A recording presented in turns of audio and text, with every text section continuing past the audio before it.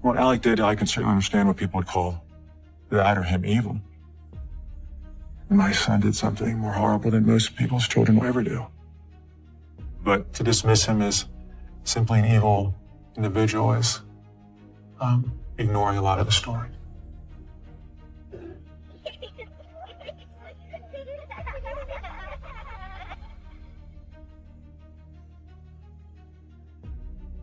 Turn my son in, go to the police, or betray everything I said my life is about, and lie or not come forward.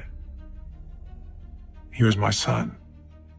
How can I turn my son in for this crime? How can that be the right thing? When you're in that mode of desperation, it's amazing where your mind will go. I was trying to imagine scenarios where I could help Alec get away with it, and perhaps, they would never find out. We could just run away from this. But it wasn't the right thing to do. The right thing to do is come forward. How can I not do the right thing? This is a picture of me with my boys. Alec was maybe 7 or 8. Alec was a typical child a lot of times. This photo just shows a happy young boy who's hanging out with his little brother and his dad. A happy little boy that, I often remember before things kind of turned darker. There's often moments I look at a picture and go, I can't believe this happened. I should have seen it coming. I should have done something to stop this. But for me, he wasn't that different from a lot of children. But somehow, somewhere, something, went wrong.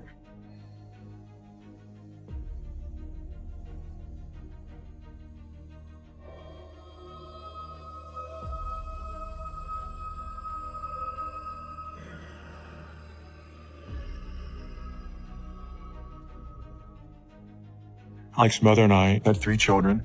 My oldest is a daughter, and then Alec was my oldest son, and I have a younger son. Even from the day he was born, he had an edge of anger to him that my other 2 children didn't. It was more intense. And disciplining Alec was really challenging because he didn't care about it. Hey, Alec, it's time to go to bed. One time, it was time to stop playing a game, and he decided he didn't want to stop playing a game, and he got defiant and just wouldn't listen. You need to stop playing and get into your pajamas. I'm gonna count to 3. We used 1, 2, 3 magic discipline. You count to 1, you count to 2. When you get to 3, that means you're going to have to go in a timeout. I started counting 1, and he threw his arms back by his side, just stared at me straight in the face, said 2, 3, and just stood there and stared at me. Like, what are you going to do now? He didn't care that I was his dad. I'm not going to bed. I want to keep playing. Don't take that tone with me. He was just being really belligerent and talking back and yelling at me. And I said, if you speak to me that way again, I'm going to take one of your favorite toys. I don't care. Take them. Take all of them. Then he refused to calm down, continued to behave in that way. And each time I said, I'm going to take another one of the toys you play with. I'm not going to bed and you can't make me. I don't care about that stuff. Take all of it. And eventually I had basically every toy that he played with that he kept in his room in a garbage bag. I said, you'll get them back when you apologize. And he never did, never asked for a single thing back. And it got to the point where I figured, well, this was kind of pointless because he doesn't care. Literally, it's probably a month later, I just finally put it back in his room because it had no impact. Felt kind of helpless, frankly, as a parent because I had no idea what to do to try and deal with him when he was in one of those moods. On the other side of that coin, I thought that the strong will that he had would serve him really well if we could channel that into a constructive way.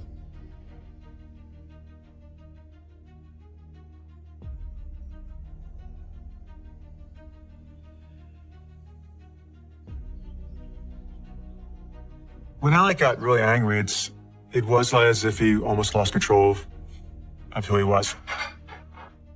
Anything could set Alec off, if he didn't want to do it. It could be as simple as picking up his toys or coming to dinner if he didn't want to, We each have a job to do, buddy, so you need to help too. I don't want to. I know you don't want to, but you have to. No. Yes. I don't remember what it was about, but whatever it was, he was so furious. He was kind of just on the edge of kind of losing it. Alec, you're not listening. We sent him to his room, closed the door. It was frankly pretty quiet. And we kind of heard this crashing sound. Is he okay? I'll check it out. I'm sure everything's fine.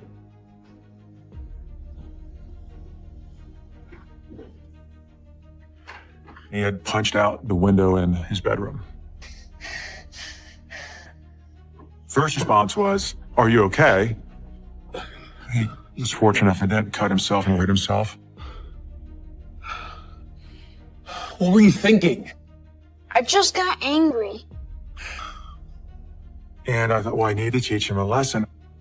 He had been saving his birthday money, his allowance money, Christmas money to buy a guitar. You can't, that's my money. I know, but you need to learn that your actions have consequences. We sat him down, told him that you broke this one, you're going to have to pay for it. He was really kind of upset and devastated about having to pay for that window. That's no fair. And I felt like the worst parent in the world. Sorry. I just didn't know what to do with him. But then there'd be all this good behavior. So you think, okay, that good's going to eventually outweigh this darkness.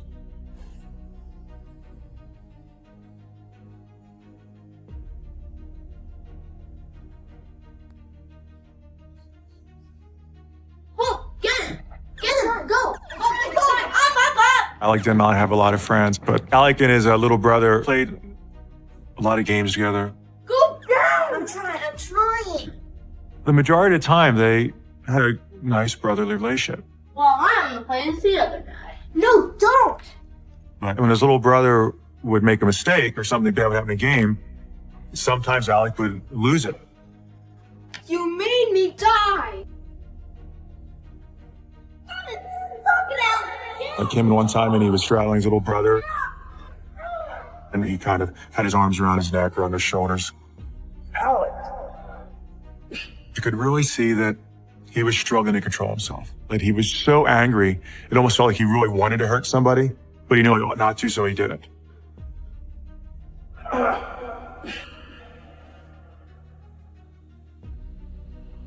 I think that's the part that alarmed me the most, that it felt like he was close to losing that last little bit of control he maintained when he got really angry. We don't hurt people. You have to find a way to cool down in those moments. I was trying to talk to him. Nobody can make you angry.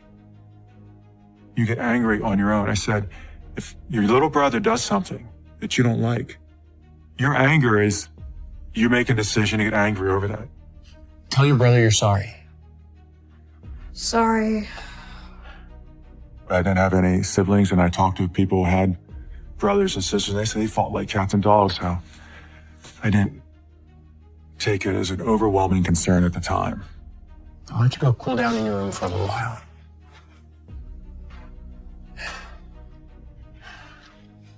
You okay? But the anger inside him was irrational. And how to release that anger was what he struggled with.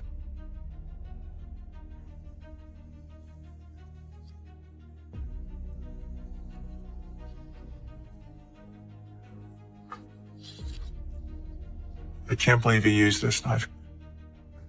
I would have never imagined that what happened would have happened with that knife at the hands of my son.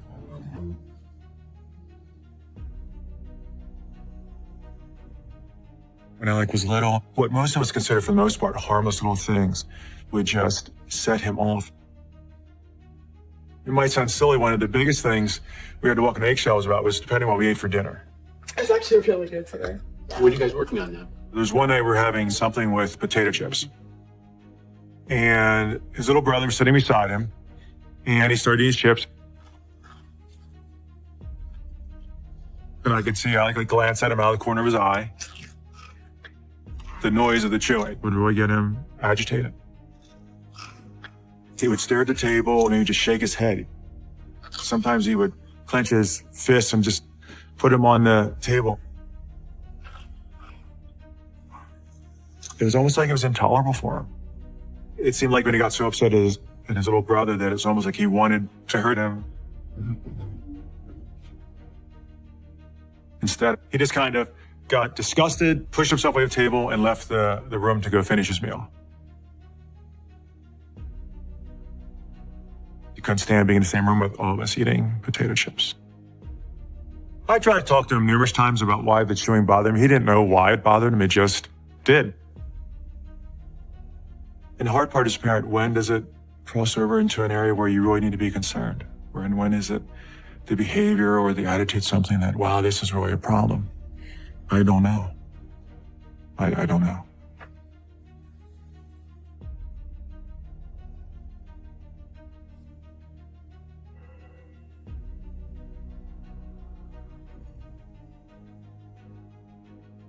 When Alec's mother and I split up, he would have been right around 10 years old. We worked out a joint custody relationship, so it was 1 week at my house and then 1 week at their mother's house. Alec's reaction to divorce was kind of typical Alec. He said, well, it just makes me angry. So I thought, okay, we've had these issues with his anger. Let's see if we can get him into some kind of counseling or therapy to help him deal with that anger.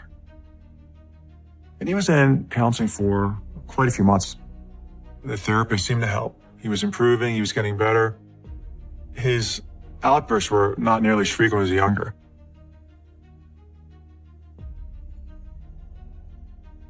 We would go out and visit my father and my grandfather at the house that I grew up in. We went out to visit one time and I was going through things. Just reliving some nostalgia. Hey, Alec, take a look at all this stuff I found. And there was a small knife that I had that I used as kind of my hunting knife when I was a kid. Cool. Your grandfather gave it to me. And Alec thought it was really neat. He said he really liked it. That knife was given to me by my dad, so I told him, well, if you like it, And now I would like to give it to you. you may have it. Would you like that? Yeah. So it's kind of like father handing down to his oldest son, you know, just a token of my childhood. Now remember, this is a tool. But made it pretty clear it's not a toy, it's not something you play with. You need to be responsible with it. If you ever do anything irresponsible with this, whether towards somebody or anything, that you're going to lose it, I'll take it back. I won't, I promise. He said he understood. He just didn't seem like a big deal at the time. Now help me with this stuff, okay?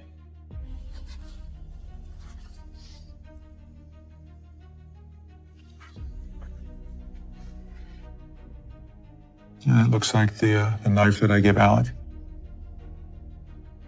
It was just part of my childhood I was trying to hand down to my son. It's like, you know, a generational thing. I would have never imagined that what happened would have happened with that knife at the hands of my son. I can't believe he used this knife.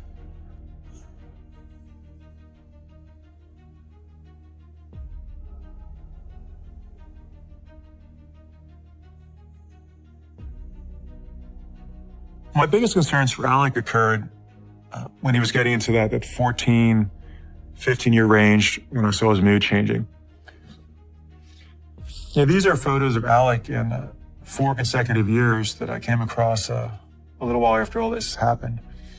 It'd be striking to me the change I saw in Alec in these photos. You look at the one in 7th grade, you know, there's this, you know, fun little smile, relax. But then something shifted. You know, you look at his 9th grade photo, you know, there's this little smile, but it's almost more of a smirk, like he didn't even want to smile, but he made a little bit of effort. Then you go to his photo, you know, in 10th grade, shortly before all this happened, there's not even a pretense of a smile. When he got at 14, 15, he seemed depressed. He started to go to his room a little more often, less interacting with the family. But how much is that a teenager just wanting to do his own thing? It didn't seem uncommon. He's just a typical teenager. He'll be all right.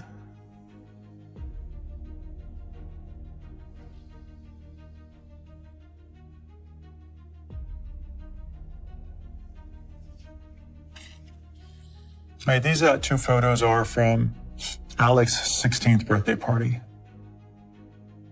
There's only 2 pictures here because he was in a very unhappy mood that day. It wasn't the celebration we anticipated.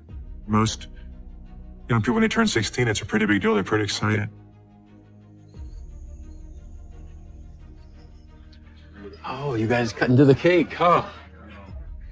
We had a birthday party for him, and he was just really unhappy, kind of brooding, just didn't want to celebrate. Hey, Alec, why don't you come in here and open some presents? I had to certainly encourage him to even come to the table and participate. He was just so dark. Not angry dark, just miserable. Didn't want to be there, didn't want to celebrate his birthday, opened his gifts, didn't care what he got. Oh, that's nice. Try that. Like life was too much effort to just even be there. So we just kind of let him open his presents, had some cake, and I'll be in my room. I think he just went off to his room. If you'll excuse me, I'll be right back. So I went up to check him, knocked on the door. Hey, what's going on? Can you come down a little bit? Hey, buddy, you okay? Yeah, I'm fine. You don't seem fine. But when I try and talk to him, what are you feeling? What's going on? He's having these dark thoughts and he just doesn't want to share them, and I wouldn't understand and things like that. Is there something bothering you? You wouldn't understand. He would just speak in generalities and vagueness, but it was enough to let me know he was struggling and didn't know what to do with it. I don't really want to talk about it anymore. I wasn't sure if it was just 16-year-old boy angst or something deeper. But at the end of the day, I really had no idea how dark his feelings were and what he was really struggling with, how big the conflict really was.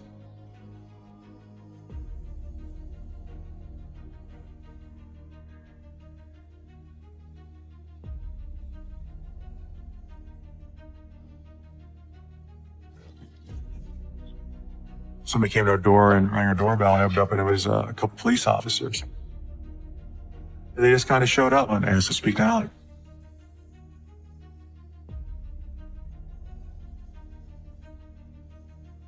Alec didn't have a big friend base, but his one friend was Kevin. He was an extremely polite young man. Every time I was around him, he would be courteous. He was involved in the Boy Scouts, went to church. They had fun just hanging out and doing teenage boy stuff. Kevin had an older sister, and Mom, she taught Sunday school. Dad was a salesman, and just this wonderful family. It was almost like Believe the Beaver. Hey, Dad. Would it be okay if I slipped over Kevin's throat? Sounds good. You guys have fun. Alex spent a fair amount of time in their home, and he would often go for sleepovers. Seemed like it was a very good friendship. And so I was really happy that, Alec had Kevin as a friend.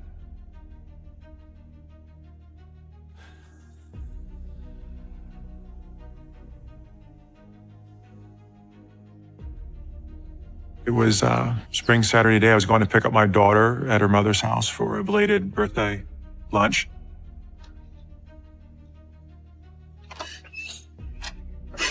Honey, hey, what happened? My daughter opened the door and she was crying.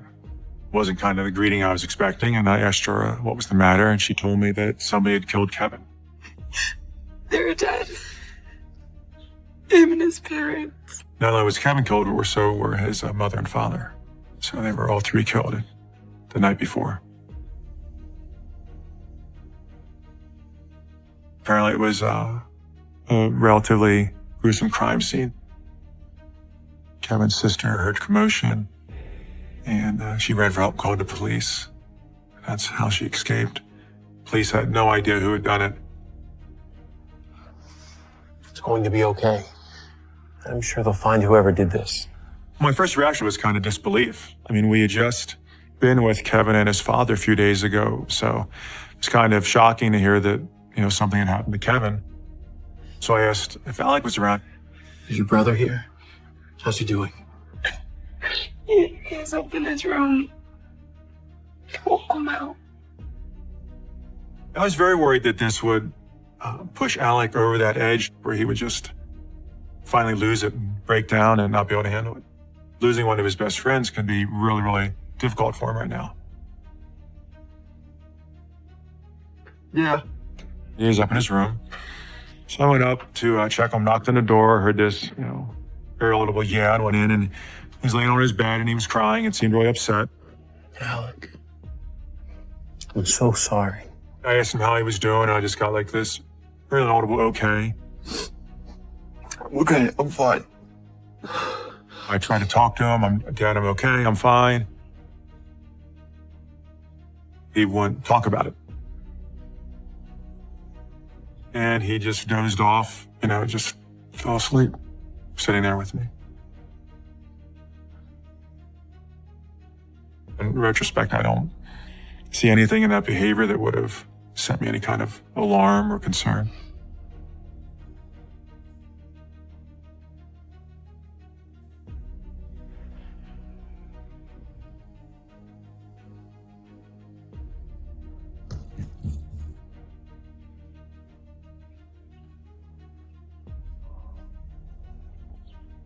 Good evening, sir. A few days after the murder, somebody came to our door and rang our doorbell and opened up, and it was a couple police officers. Mr. Kreider, is your son home? Yes. We'd like to have a word with him. Sure. Come on in. They just kind of showed up and asked to speak to Alec. Do you know anyone that would have want to hurt Kevin? Not really that I can think of, no. I sat close by. I just wanted to hear what they were asking, and I wanted to make sure Alec was okay. And you played online with other folks? Sometimes. They were asking about the video games, what they did online, just trying to get details about, anything that he might know that might be of use, which led me to believe that they had no real leads or any idea who could have possibly done it. Has anybody given you a hard time? I watched his demeanor, and it was typical Alec. He answered the questions, didn't seem overly upset. He just seemed to answer the questions in an honest, reasonable way at the time. I'm sorry, I wish I could be more help. I don't know if he was ever a suspect or not. If you think of anything at all, please give us a call. The few facts I knew about the crime, there was no signs of any forced entry, so it would appear as though somebody knew they could get in the house without having to break in. It appeared to be a personal crime. We're gonna go. Thank you, officers. So there were points where I would wonder, could he have had something to do with it? But then I was watching him. His behavior didn't seem to have changed. Everything seemed, quote, as normal as you could be expecting in a scenario. And frankly, no father or parent ever wants to truly think their child is capable of such a thing.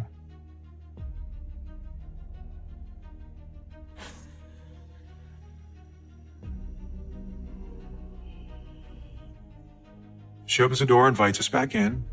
Alec, are you okay? Alec has something he'd like to tell you.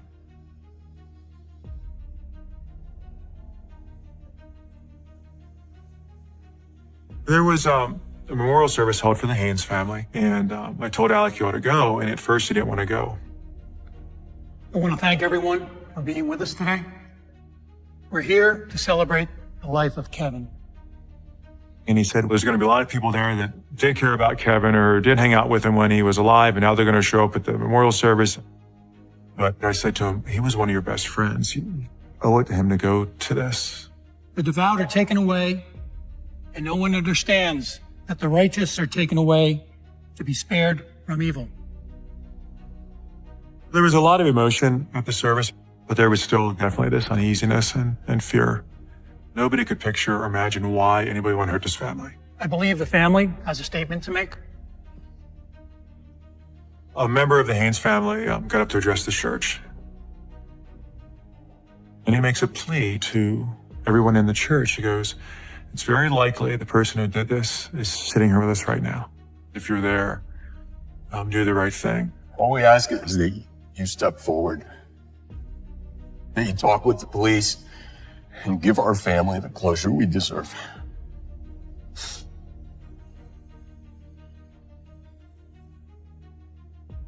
I remember sitting in the back of the church just looking over that going, I never thought of that.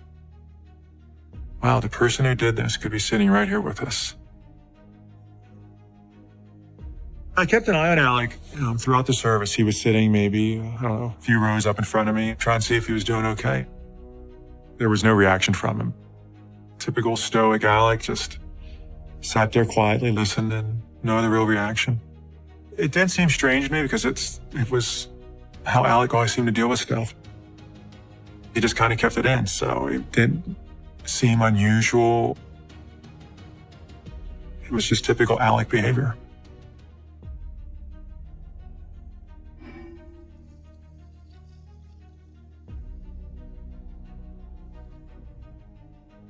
Three or 4 weeks after all this, he was staying with his mothers, and there was a couple messages on my cell phone. Alec had been talking about killing himself the night before and was now in the Phil Haven Mental Health Hospital. Come this way. The psychiatrist is extremely concerned for Alec. He diagnosed him with severe depression and that he's going to be under 24/7 suicide watch. Oh my God. It's the first time I really started to get a grasp of how significant it was. The therapist mood had changed a little bit, and he said, Alec has something he'd like to tell you. I think it's best if you spoke with your son. Alec, are you okay? Are you hurt? So we went in and Alec was there. And he looks right at me and he goes, I killed Kevin and his parents. What? No. That's not true. I was in a state of shock. Is this real? Are you really telling the truth here? Sure you're not making this up? He says, no, I'm not making it up. Dad, I'm not lying. And I said, well, if you really did this, give me some details about the crime scene that nobody would know unless they were there. We got to make sure that this isn't just some grab for attention or some fabrication in your mind because of what you're going through. Alec left his mother's house sometime early AM after midnight. Went to the Haynes house. And from there, he went up to Kevin's parents' room first. And then after he had attacked Kevin's parents, he went into Kevin's room. Left the way he came in and walked through the woods behind their house and returned home. I knew for a fact it was true. I did it. Let's take Alec to his room.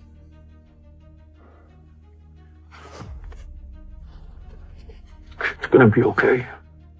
I was only able to give him a quick hug and tell him I love him, and then they escorted him away.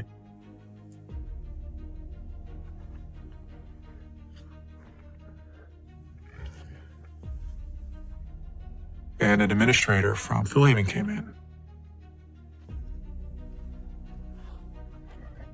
And he said to us, Phil Haven, being a mental health hospital, there's very strict laws pertaining to what they're allowed to disclose.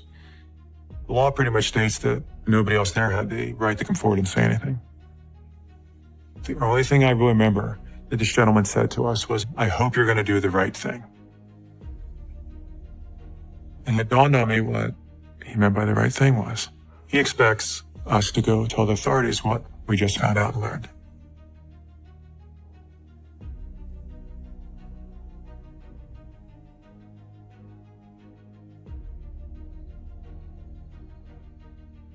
That night, when I got home, I was laying in bed, staring at the ceiling. And I'm just crying. I had 2 other children, and I've spent a good part of their childhood and their upbringing telling them you need to do the right thing. And what kind of father am I if the biggest test of my life comes along and I don't do the right thing? And then there's the Haynes family who deserves to know what happened to their loved ones and who did it. But as a father, my instinct, everything in me wants to protect my child, wants to help my child. How is going into police, helping him? It's like such a betrayal, isn't it? So it was turn my son in, go to the police, or betray everything I said my life is about, and lie or not come forward. When you're in a mode of desperation, all kinds of crazy things run through your head. I had this thought coming ahead that I could somehow get him out of Phil Haven, break him out, and we could just run away from this. Maybe there's a chance for him. And I just started to pray. Just please get me through today. For my family, for Alec, for the Haynes family. I said, I just need to get through one more day.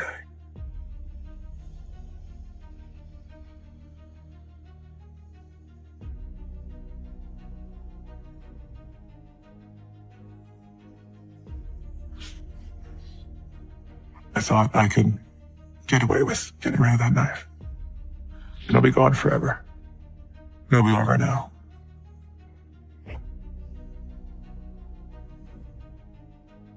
More details about the crime scene came out, and all three members of the family had been killed with a knife. Alec never really told me he used a knife, but one of the times I was visiting him, he implied or said something that led me to believe that the murder weapon was still in my house. Because of the laws, the therapists weren't allowed to come forward and tell anybody what Alec had said. So as a result, they expected me to come forward and tell them what we know.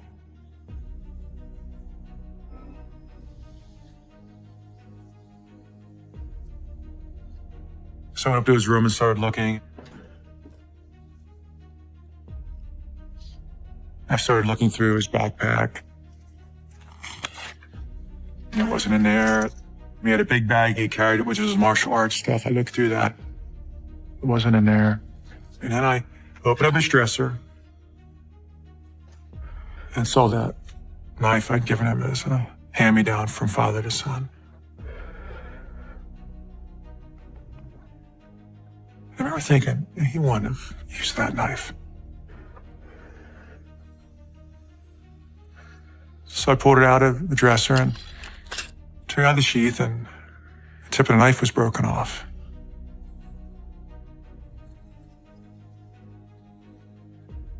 I can't explain it other than this gut feeling. He used this knife. This is it. I know it is. I just kind of stood there and stared at it. I'd given him this, what I thought was, a sentimental gift. And now that memento, that small little gift had taken away so much. I had some of those crazy thoughts. There's a big river called the Susquehanna River not too far from us, where I lived in Lancaster. I could drive, if there's nobody behind me, throw it over the edge of the bridge and it'll be gone forever. Nobody will ever know. I thought I could get away with getting rid of that knife. That might have been the last chance to save Alec, I don't know. Maybe it's another way I failed him, I don't know. I don't know.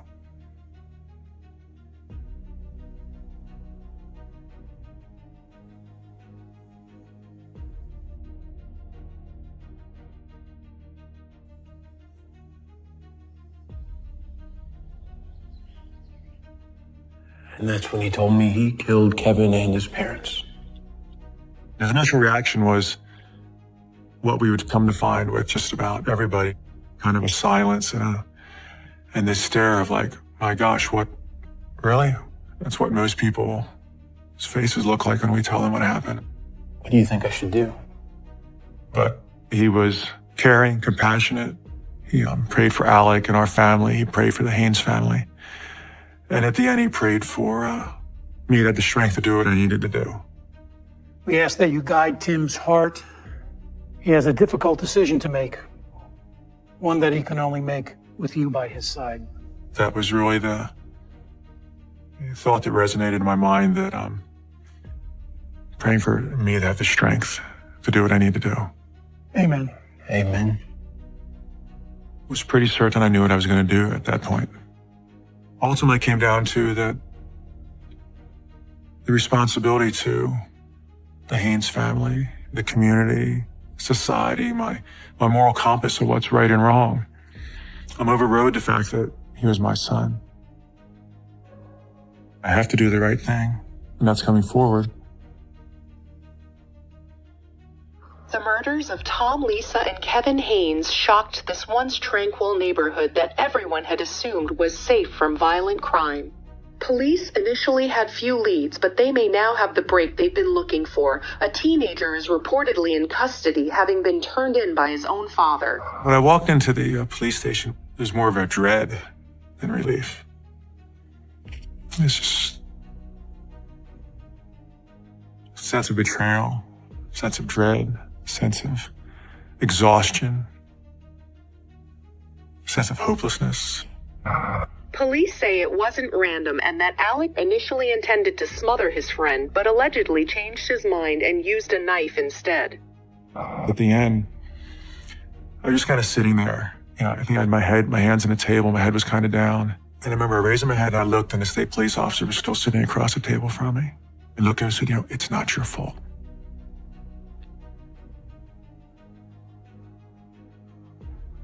And he didn't have to do that. And if he's still out there, it was a big deal to me. The uncertainty that has plagued this community may finally be gone, but while police think they now know who committed this crime, they still don't understand why.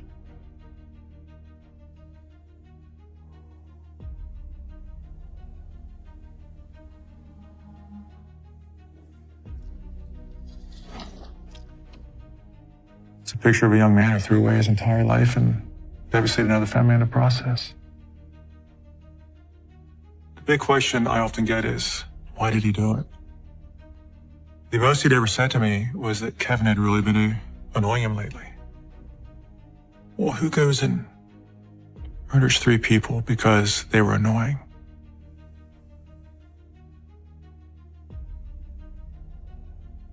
That night he said he felt like there was this uncontrollable rage about him. Like it wasn't even him, that he was just in this state of rage.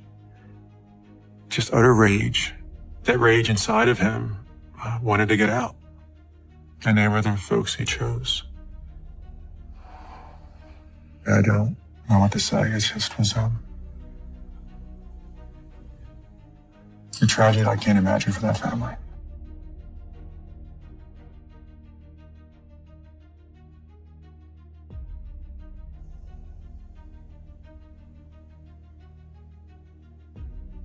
This is a photo of myself and Alec and his little brother when we visited him.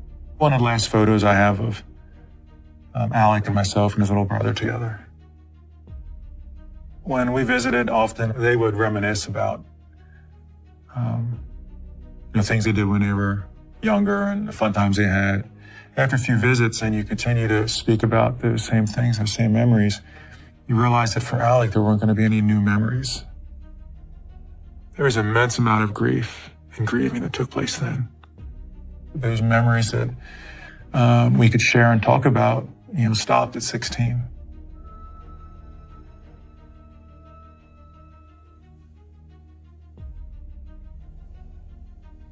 The person identified themselves calling from the correctional institute he was in, and the person hesitated on the other end of the phone, and she proceeded to tell me that Alec had committed suicide in his cell, that they'd done everything they could to save him, but they didn't get to him in time. I gotta admit, the first sense was probably, well, it's over. And maybe a cold response, maybe. But when he was sentenced to prison, there was an immense amount of grief and grieving that took place then. So when he took his life 10 years later, there was grieving and there was sadness, but it was different. It was more of a sense of relief for him and a sadness for the rest of us who don't get to see him anymore.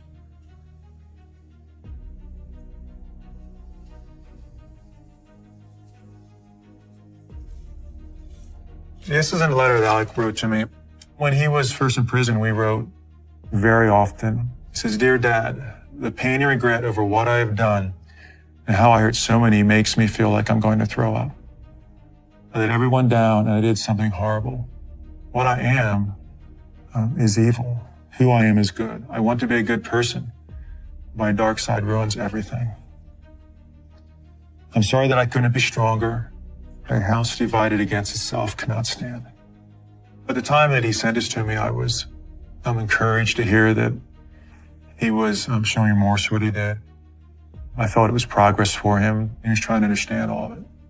Not that it changes things. Again, not that it creates sympathy for Alec. I'm not saying that. I'm just trying to show that in a lot of ways there were certainly sides to him that to dismiss him as simply an evil individual is ignoring a lot of the story.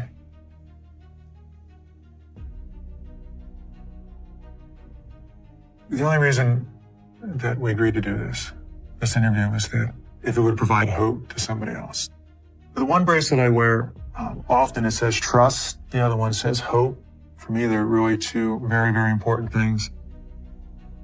Hope that things might be better tomorrow or the day after. Trust that there's maybe a strength that we didn't realize we had. Trust that there's help out there that maybe we didn't think would be out there. And at the end of the day, just trust that it'll be okay. Doesn't matter what you're going through. Don't let it be the end of your story.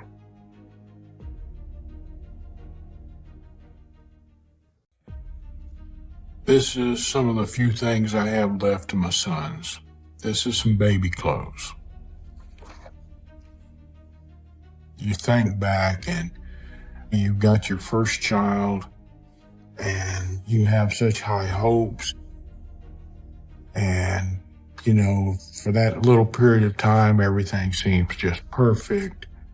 And it just seems like the world is going your way.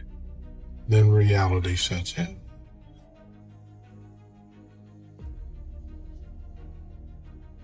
Mr. Faust, you're going to be executed a week from today, is that correct? Mm-hmm. Yes. How do you feel about that? Fine. Feel good about it. Most people are never going to raise a sociopath, an antisocial sociopath like I did. I want to get this done. And pretty much at that point, I had already made up my mind to more or less to kill him. How do I explain that kind of a feeling where I would think I created a monster? How do I explain that to somebody?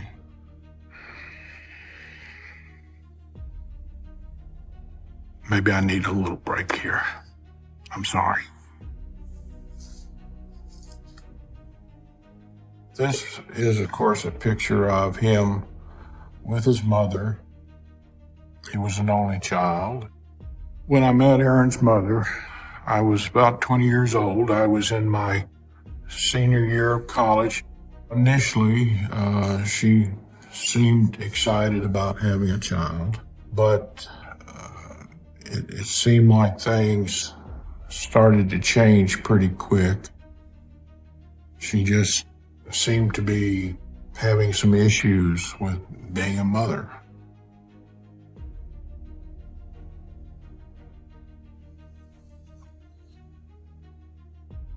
After his mother has left, we're divorced. You just don't get the sense that he's happy. I just kept telling him how much I love him, and that doesn't change. That's never going to change. I did all I could as a father.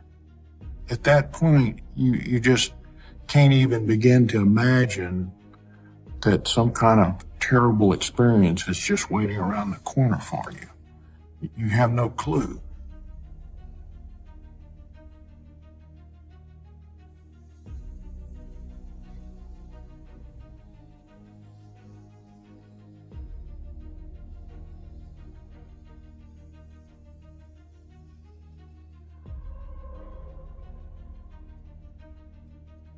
At home, in my presence, there was almost never any kind of a problem.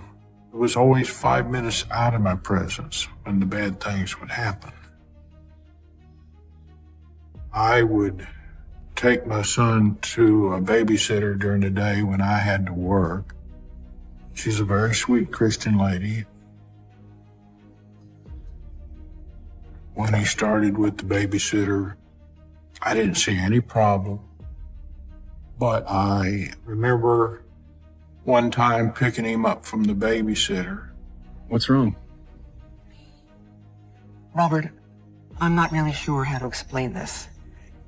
And the babysitter said she had caught Aaron strangling the cat. There must be some misunderstanding. Maybe he was just playing with her. He wasn't playing. He had the cat around the neck and was choking it, and the cat had scratched him. This is alarming behavior. I am very worried about your son. I think he might need help. The cat was ultimately okay. He didn't kill the cat, but I was very disturbed that he would harm a cat. Aaron, come here. Aaron, why did you do this? Why would you strangle a cat? You want to tell me what happened? I don't know. I just wanted to, I guess. You couldn't get an answer from him. I don't know. I don't know why. I don't know. Nothing.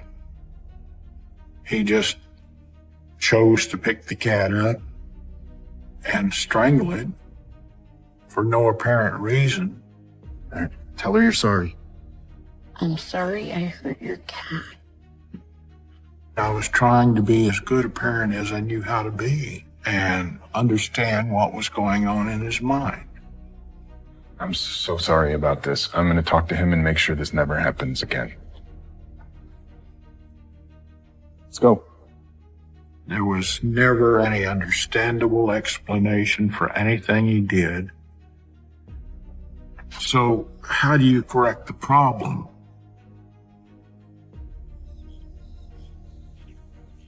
It just seemed like he was not your typical little boy.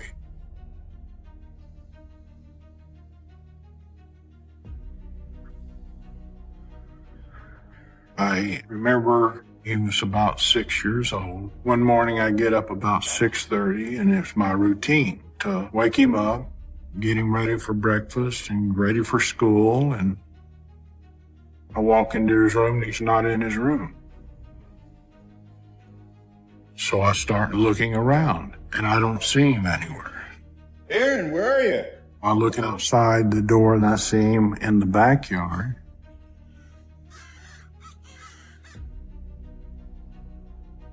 And he is sitting lotus style with his legs crossed in the doorway of the doghouse. And he's just sitting there like in a trance. It's about 40 degrees outside. It's wintertime. Aaron! I don't know how long he'd been out there.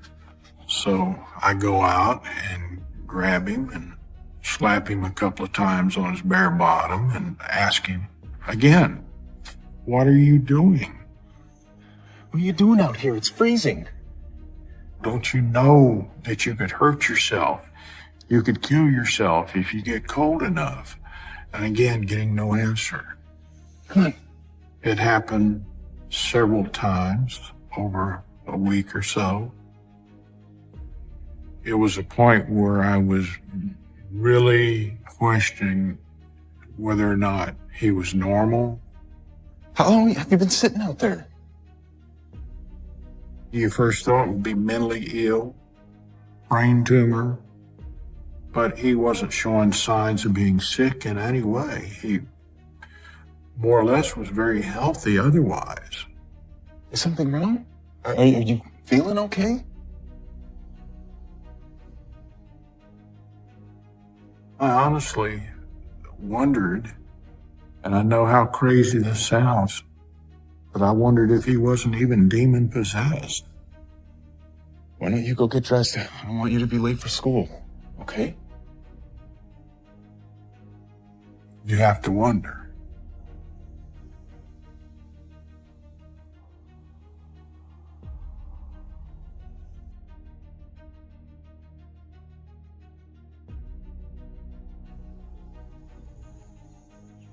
A few weeks after that incident, 6:30 in the morning, I answer the phone. Hello? And man says, do you know where your child is? I thought, what kind of a crazy question is this? Who is this? I said, yes, I do. He's in bed asleep. just didn't occur to me to think that he wouldn't be. Said, go check. I put the phone down and I walk into his bedroom and he's not in his bedroom. It's a very upsetting situation to be in. If your child is missing, I mean, what parent wouldn't be concerned, upset, wondering, have they been kidnapped? What's going on? You have no idea at that point. Where's my son? I honestly didn't know if I'd ever see him again or not.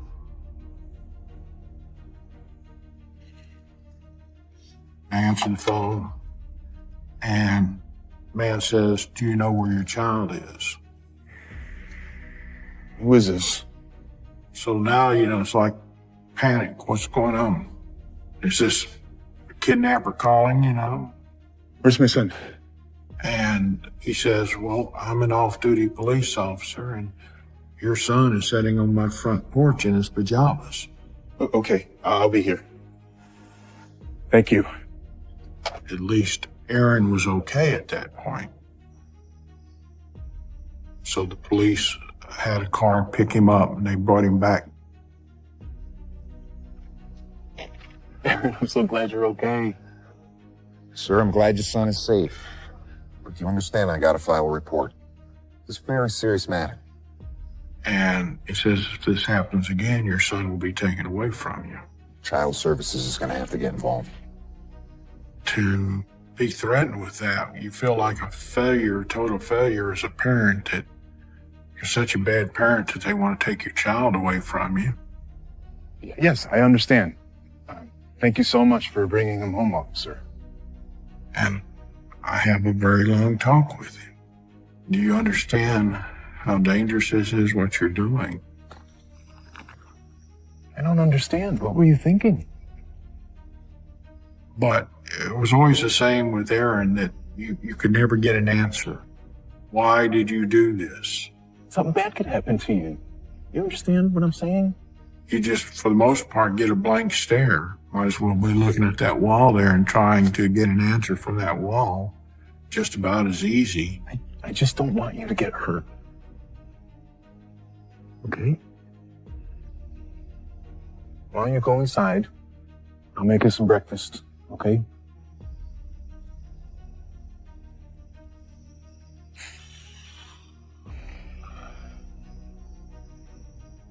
There was definitely a fear that, this was going to keep escalating, and just not knowing what was coming next.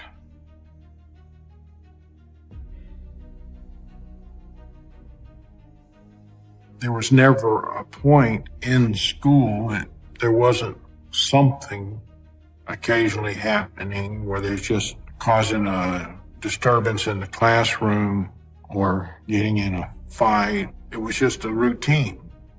Regularly going to the school to talk to a principal about the latest thing my son had done.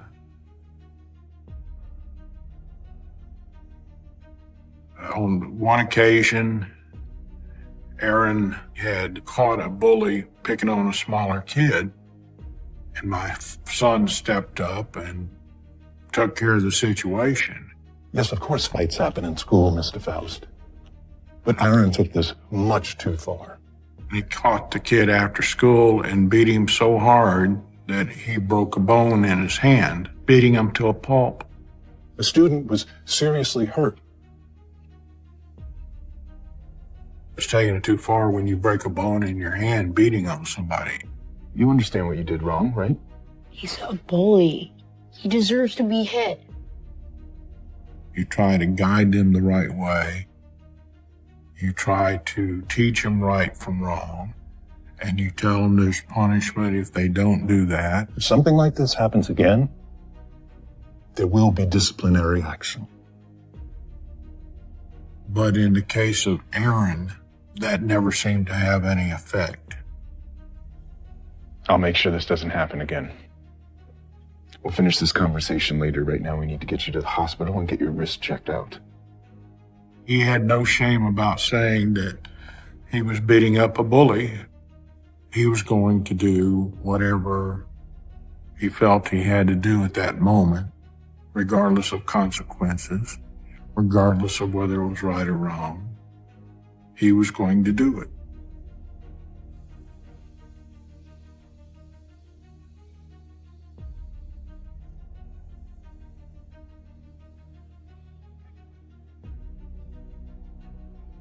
I've tried from early on and tried everything to make a difference, and I couldn't. There were no practical answers to what was going on.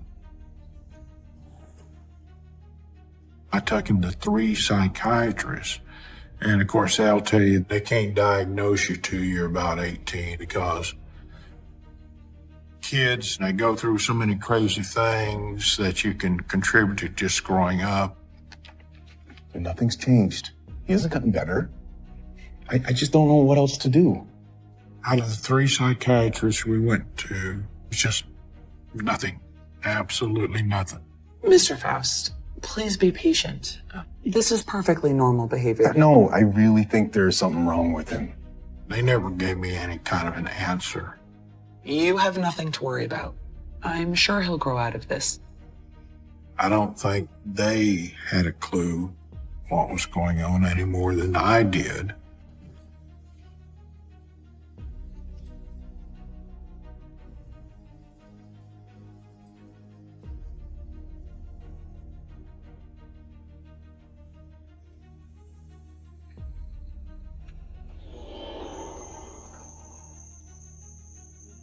So many frustrations of never having an answer as to what was going on, and the frustration of seeing things get worse and the craziness. At that point, I was somewhat desperate because if he's this bad at this age, what is it going to be like when he reaches adulthood?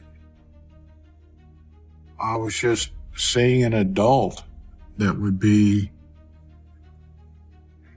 a very dark person, the kind of person that might murder somebody. It's not something I like to bring up, but, there was the thought that maybe I'm so frustrated and just want to give up.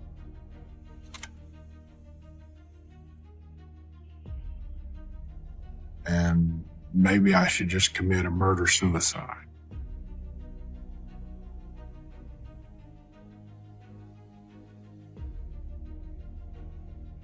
I mean, that's hard to say. You're talking about your wonder. Where is this going to end?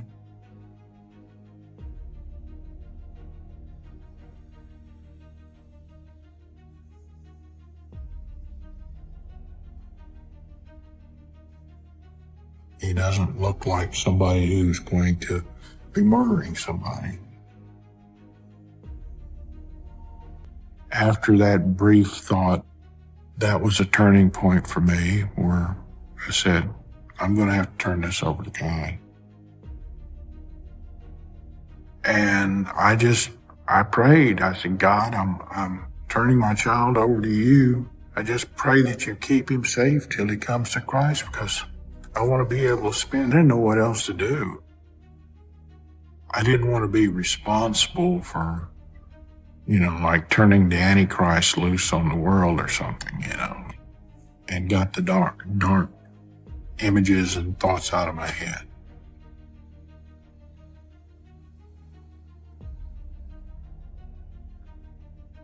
But you can't help it. We're going to give you 1 year of probation. As long as you stay out of trouble during that year, you will not have to go to juvenile detention. Behave yourself. Eternity with him. So I turned him over to God. I didn't know anything else to do. That was like taking some medicine for me. It was a very dark experience.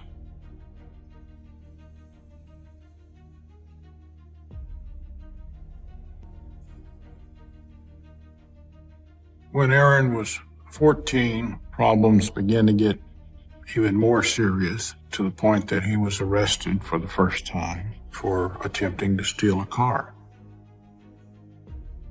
Okay, now we're taking it to another level. This is really getting way beyond just getting in a fight at school. Child that you love. But I had a vision of things being so bad.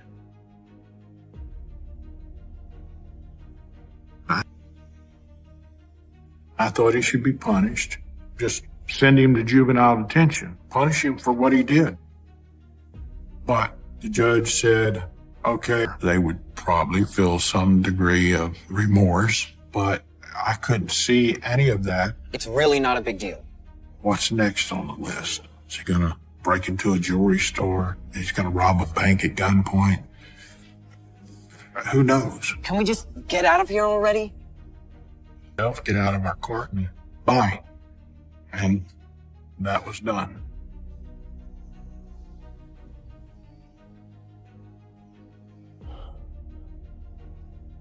By the time he was 15, there was just always seemed like something going on. Desperate because things were sort of escalating from when he was younger. You know what? They're always trying to bust me for something, and you're always giving me a hard time when I haven't done anything wrong. I'm so sick of this. I couldn't trust him by himself to sit around and worry about the next what little bit proud. I was just trying to have a little fun. Hey, there's other ways to have fun besides stealing a car. Relax, Dad. You're overreacting. 90% of the children out there just continually. He was in an altercation at school. You care to explain yourself? And he had the knife on him. Did they actually call you in because of that? Of course they did. This is a serious matter. And I think a security guard had seen. I don't think I had any answers as to where he got it from, or what he was doing with it. We have been over this before, Aaron. It's not even the same person. But, of course, knowing what I know now, is true of most sociopaths. They say they can be very likable people. And What's the problem? It's not like it was a gun or anything. No. Did he care? No. At that point, I was somewhat. He was open about it. He was honest about it. He didn't try to hide that from me. He said that they were trying to put him on some real bad medicine. Hey, what are those? Same time, they're very dangerous people.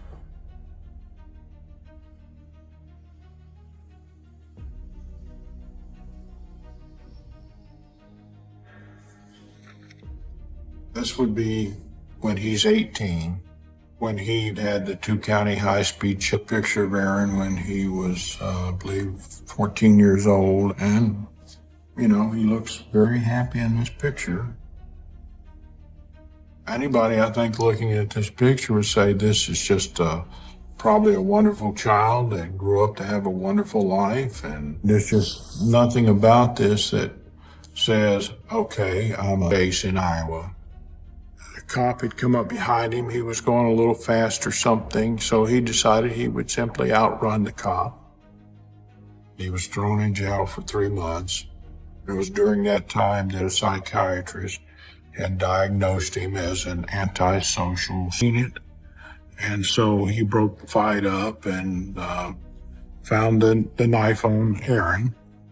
Do you know how dangerous this is? Whatever. I wasn't gonna hurt anyone. Sociopath.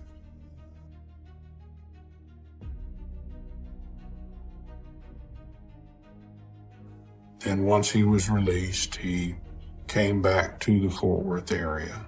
Just some pills the doctor gave me. And of course, Aaron, he had a stable job, he had his own apartment, he had a girlfriend, and it seemed like things were finally becoming stable, and like he had suddenly turned the corner, and now he's acting like an adult, a responsible. It might happen. What if this? I didn't want to spend my life playing that game. And I really didn't have anybody locally that I could count on. The only thing I could think of was to have him go live with his mother in Iowa. And she agreed. He was an adult on his own. That was his choice. So while, yes, it answered a lot of questions about why did he do this? Why did he act this way? Why was he always getting into trouble? It didn't change the fact that he was going to probably continue with one hand, holding a shotgun, waving it.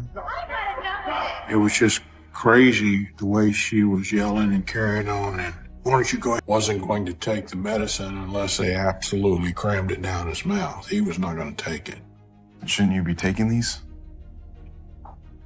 Not that I'm not going to take them. Aaron was 18 at this point, adult and going to do something with his life. It seemed like things were on the right path finally. But there was that dark.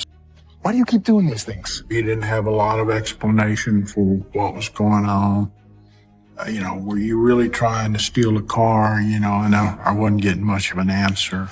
If anything, you might have been a friend. So sick of it. When I got over to Aaron's apartment, he was so worked up and shoot me. Take your shotgun and shoot me. Shut up! Just aggravating him to the point, he was getting really riled up. What do you think you're gonna do? You think you're gonna shoot me? Starting to lose control. But he's doing it. Come on, shoot me already, damn it! Stop it! Aaron. Side. There was always the dark side.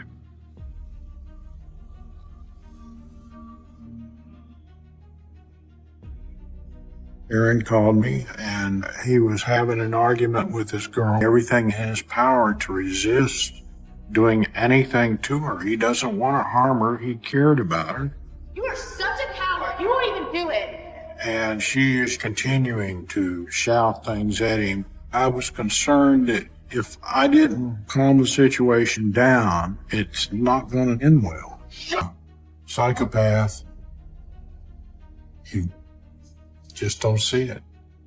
You look at that and you wonder, how could he be like this one moment, and the next moment he's like somebody completely different? Make her stop! And he had a shotgun in one hand, holding a shotgun, waving it.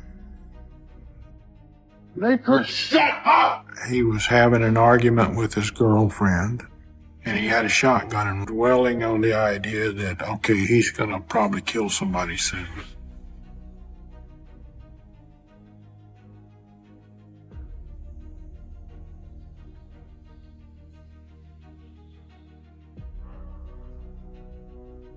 Aaron had reached the point to have problems and get in trouble. But to this point, a lot of what he did mainly just hurt him. And so I wasn't go to a friend's house and spend the night, just get out of that situation, and finally talked him into leaving in the car and going elsewhere. And so things. Yeah, we gotta get going, right? But thanks for the drinks. This so soon? Where are you guys going? Worked out, luckily. I don't know what would have happened had I not gotten over there. I'd never seen him like that, it was crazy.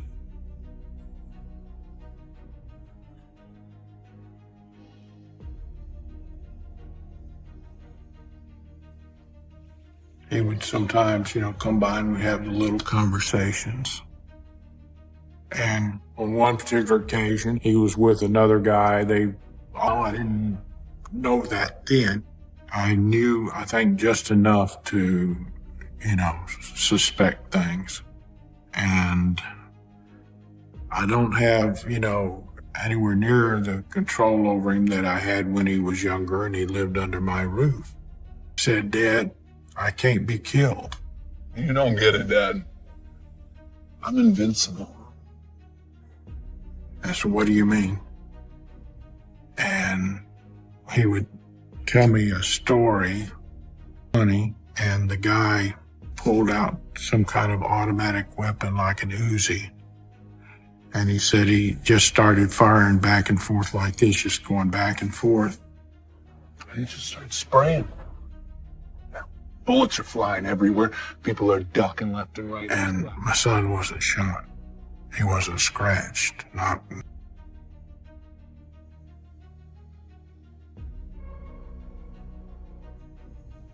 Almost looked like twins. Both had leather vests on. They looked like they both belonged to a biker gang. Well, I asked him what they were doing. We gotta get to work. Oh, yeah? What do you boys do? He didn't go into a lot of detail, but he had explained that he was making extra money, doing some... Yeah. Nice to meet you. And of course, I didn't know at that time what was going on. You stay safe, okay? But most of the people my son came in contact with were just...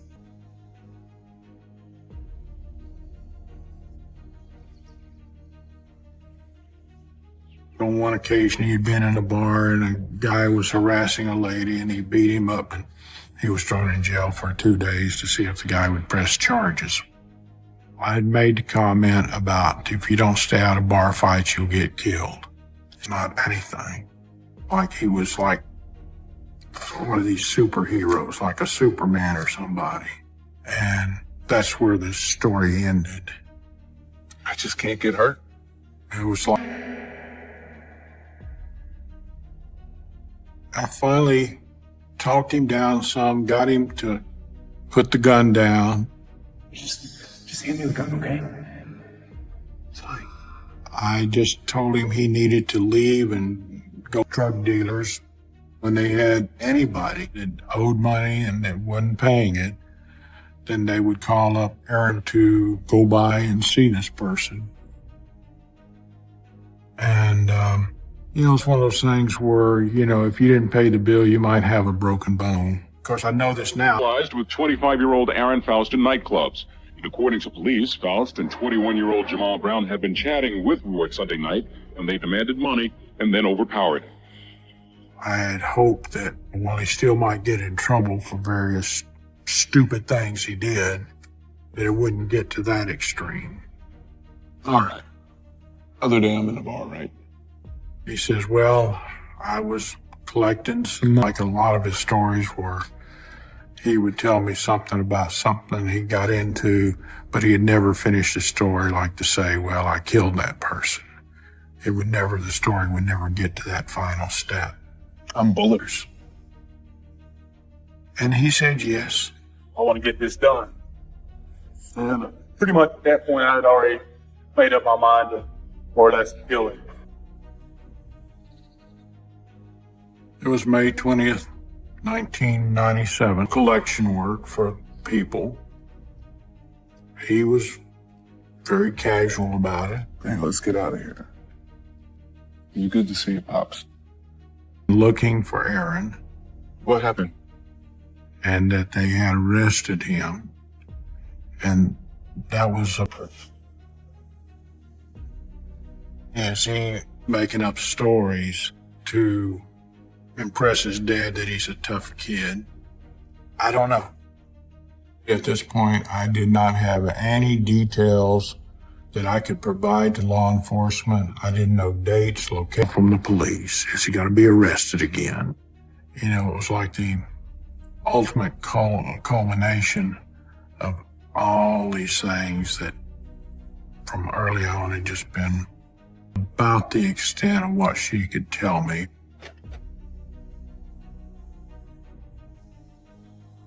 It was building and building and building like a volcano getting ready to blow up. Police say David Ward had social... Very upsetting to think your only son now would be on trial for murder. My 48th birthday, and I got a call from my ex-wife. Hello? And she said that the police had been path. I think one thing it'll say is remorseless. I grabbed David Ward in a chokehold and, choked him. And Why'd you choke him? killed him.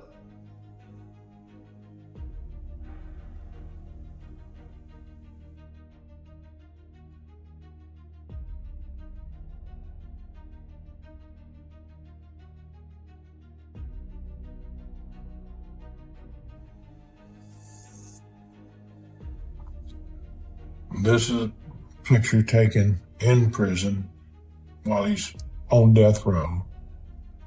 He spent less than a year on death row. Mr. Faust, you're going to be executed. Why did you decide to kill Mr. Ward, Mr. Faust? Well, there's a few reasons, basic reasons, because I wanted to. Why did you want to kill him? Feet with what appeared to be stereo speaker wire. I'd spent my whole life wondering what's going to happen next. Am I going to get a call? But I basically knew that. He didn't try to cover it up. He didn't try to say I'm innocent. He was pretty straightforward about what happened. He had a stuck-up, snobby attitude. And I was just at that point, I just didn't care. Something to do. We're talking about a sociopath, and if you look up the definition of a sociopath, They allegedly took Ward's car and used his credit cards in Irving and at a restaurant in South Arlington, where an alert employee tipped police. Police say each man was arrested after confessing to his part in the murder. it was just, He did owe me a debt for money. I didn't like his attitude in general. I've never seen the video. A week from today, is that correct? Mm-hmm. Yes. How do you feel about that? Fine. Feel good about it. Have you made peace with your... The next day that he actually called me from jail to tell me him and his friend had been arrested for murder. Patients' names, I just prayed that God keep him alive till he came to Christ. There were a lot of times where I just said, God's in charge. That was the one thing that over and over again kept me sane.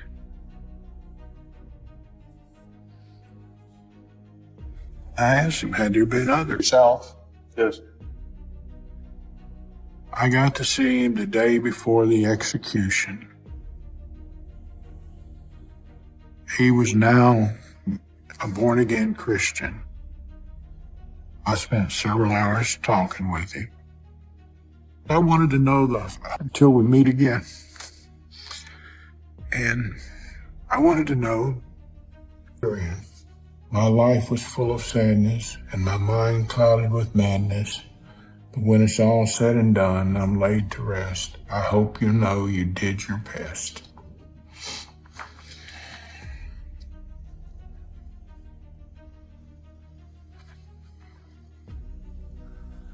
June 1997. I don't know if I can get through this. It's Father's Day, and your only son is locked away. Won't be home till... Who knows, he might have killed 20 people, but we don't even know. I don't really know how to describe it. It was very heavy. The only people he was harming were drug dealers. And he said, I don't know how many I killed. I said, I have no idea. I don't know if they lived or died. I didn't care. A dark thing to have to hear your son the last day you're with him. Till he's old and gray. All my life, I've never been able to keep a friend. But Dad, you've been... Sorry. Last thing we said to each other. Am I to blame for this kind of thing happening? Did I do something wrong? Did I not do enough? But to me in a letter, it was the Father's Day whole story. This is the final day. I'm never going to talk to you again. True Blue.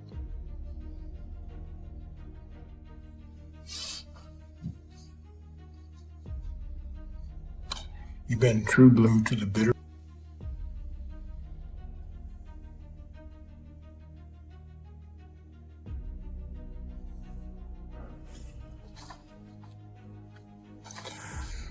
This is a poem that was Aaron sent.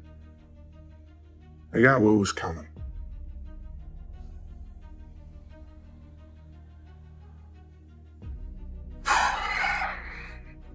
That's a pretty heavy thing to have to hear your son describe.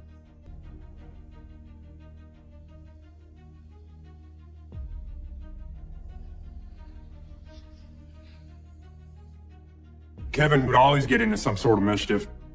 So I felt safe with my sister. The full story. I asked him, had there been others?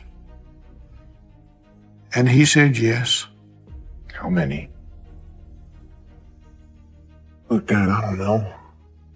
Not exactly. He was talking about, you never know.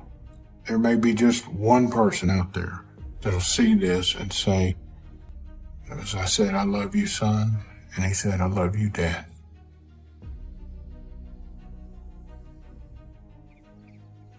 I knew I would miss my son.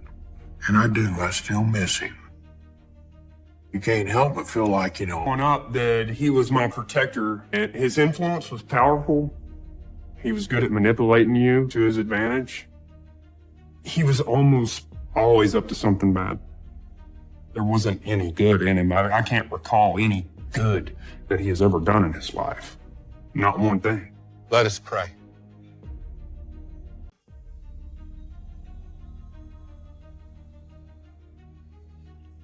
Everything was a secret. 1983. That's the date a monster was born. This monster was my brother. His name was Kevin Duck. He didn't evolve into this. We hunted for our own food. We didn't have access to TV. We were so secluded that I didn't have the knowledge of police, firefighters, ambulances. I was confined to this 40 acres, and that was my life. Used to help other people if we're willing. My sister, she's a year and 5 days older than I am. And my brother, Kevin, he's 3 years older than I am. Me and Kevin were really close. He gave off the impression to me growing. You have all been brought here today because God sees something in you. My father was a preacher. My mom, she was a big part of it. We're recruiting people to come in and live on our property. Know that the Lord is our refuge and our strength, our ever-present help in times of trouble. At the same time, I didn't want to spend my life playing that game. You just have to move on. I don't know if you can hope for more than that. But anything that had happened on that property stayed on that property. I didn't know I was a part of something wrong because that was my world. And then that's where it all began.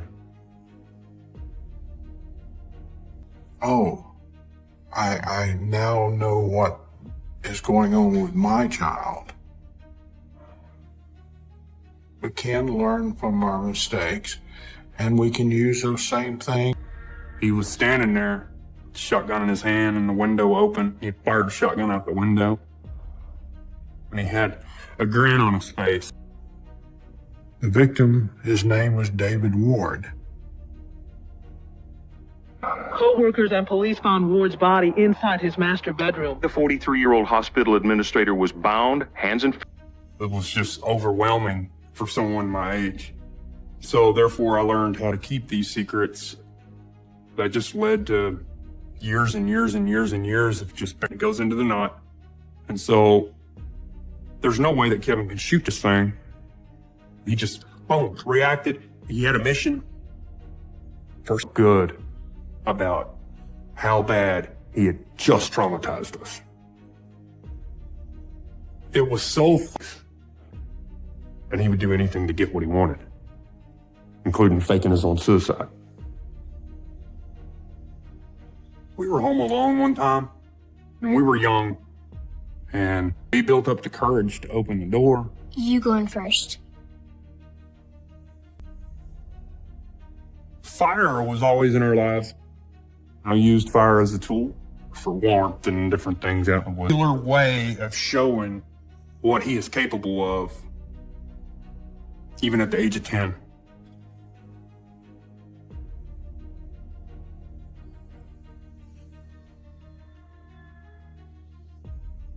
He had a 410 shotgun for squirrel hunting. And I remember my brother taking his shotgun. He threatened suicide. Just leave me alone! He took his shotgun and he went into my bedroom, which was his bedroom, burying it. People need to know. There's so many people out there that have no idea. So here we are. I'm going to talk about it. I'm going to give it to them and let them know. July the 30th, 19. Squirrel would come at your squirrel call. Well, this one did. He fired at it and missed. Damn it. So it shot straight up the tree, went around to the backside. He was born this way, and he'll die this way. We were living on 40 acres in Forest Hill, Louisiana. We grew our own food, built a campfire because it's fun. Kevin was different. Kevin used fire as a weapon. I remember squirrel hunting with him. You'd post up somewhere, and this grin that he had on his face as a kid is very similar to the grin that he has whenever he takes his mug shots. It was a smile of satisfaction. He got the feeling that he was after, the reaction that he wanted from us, and he felt good about it. He felt fond to him that over the years, he continued to do it in other ways, hoping for the same result. And it became one of his activities, faking suicides.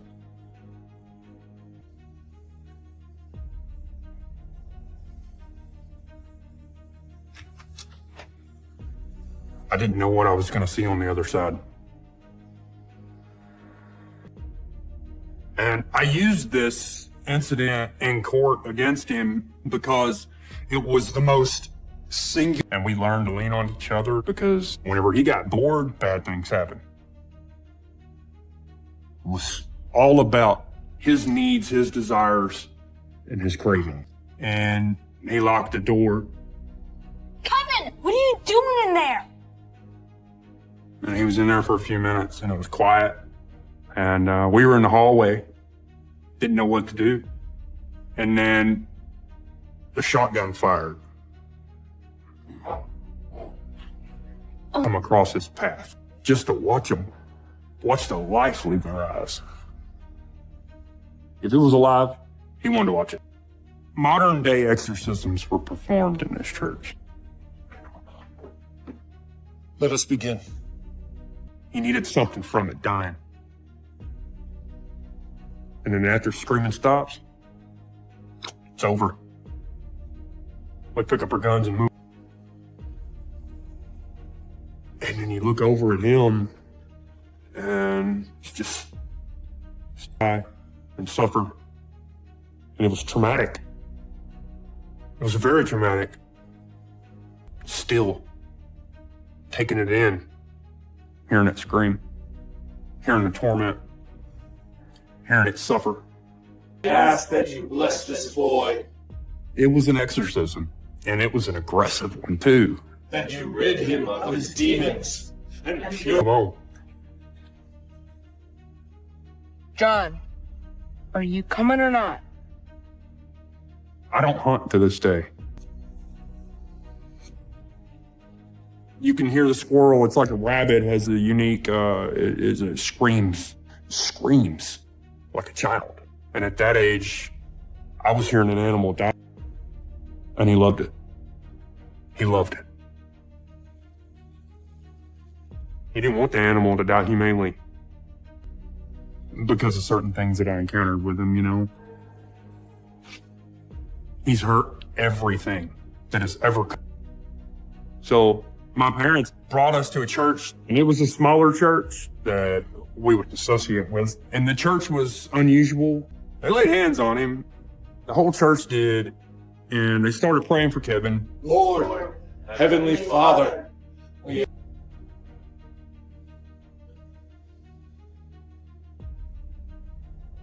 At this point, my parents knew something was wrong with him, and my dad wanted to do something about it. And this tree just, boom, catches in the flames.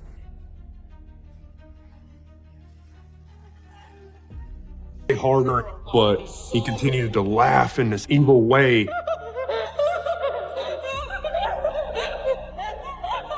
My dad provide his soul. He started laughing.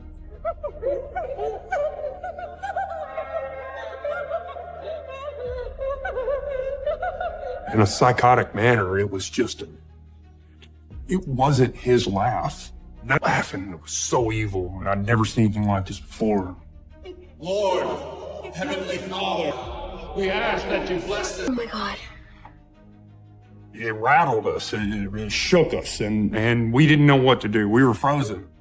We didn't know whether to open the door. Should we go in there? I don't know. And it was quiet.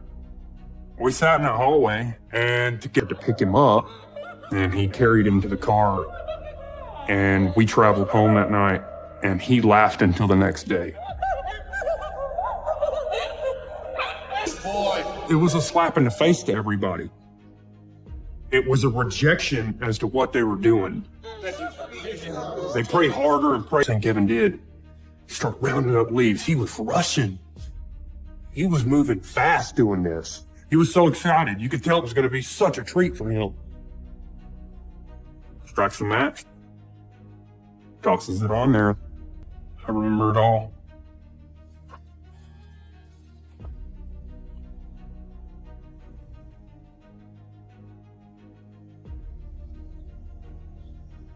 Die.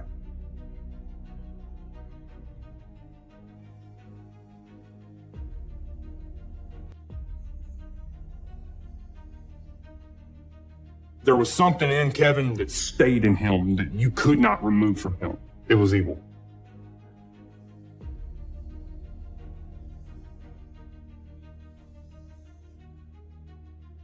What are you gonna do, Kevin? You're gonna hurt yourself. That was probably the day that I realized that he needed to die. Or he needed to be locked away.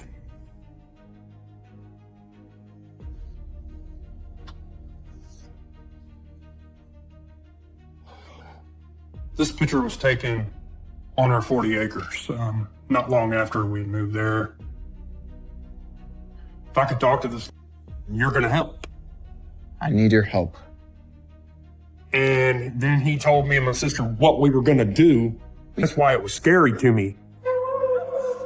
He just started laughing and laughing and laughing at everybody and laughing at everybody as they were praying on him and our property and start a new life with Christ. This girl, she was from Louisiana, poor, no future, vulnerable, can't defend herself. And my mom would just bring these people in to try to give them salvation, and then they would flourish and grow on her. Just a few months, she got pregnant by him. Sex was such a crime. It was such a crime in our family that so me, my sister, hit her in the stomach. I remember this look. I remember the way he stood.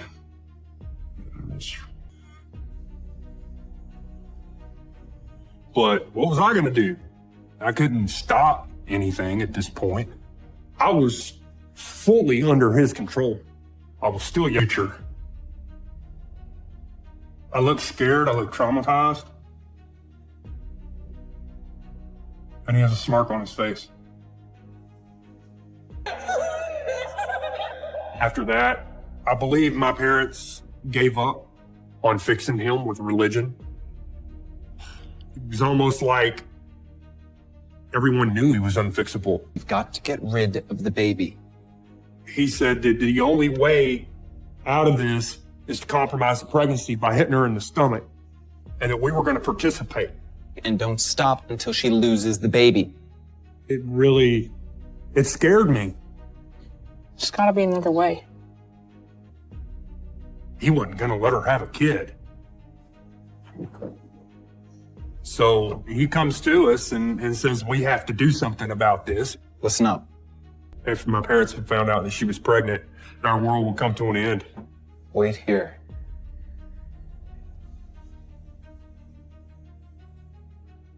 There isn't. He never took anybody's life into consideration.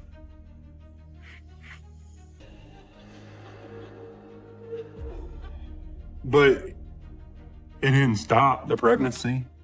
She ended up having the child, and he was a healthy baby, thank God. And one day, she was gone. Never seen her again. I'm glad she didn't lose the baby. My sister was still fully under his control. And so he didn't put a gun to our head, but his words were still just as powerful as gun.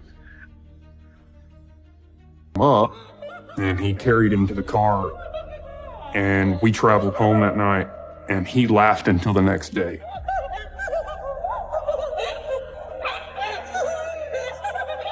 After that, I believe my parents gave up on fixing him with religion. It was almost like everyone knew he was unfixable. There was something in Kevin that stayed in him that you could not remove from him. It was evil.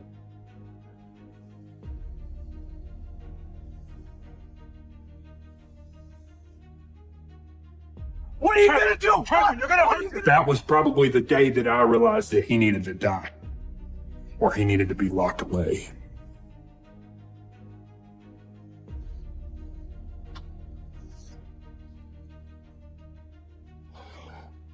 This picture was taken on our 40 acres, not long after we moved there.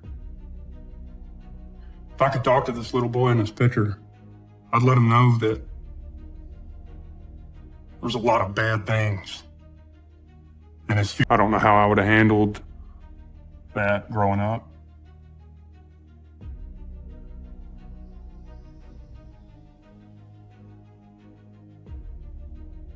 Discipline couldn't change who he was. He got worse and worse and worse and worse, and there was just no way of stopping him. One afternoon, Kevin had pulled up on his little motorcycle. Kevin, where the hell have you been? Relax, Dad. Everything's fine. Have you been drinking? I guess he smelt alcohol on Kevin. And so my dad opened up his saddlebag and he found a big old bottle of whiskey. What are you doing with this? Don't you realize how dangerous this is? He was obviously mad, really mad. And he breaks the whiskey on the ground. And this is where it got physical. What are you gonna do? My brother had pushed my dad and they started fighting. Man, I didn't see it coming. I really didn't. They're screaming and hollering and fighting and wrapping legs around each other, and You've never done nothing. he wasn't gonna stop. But he didn't win that battle.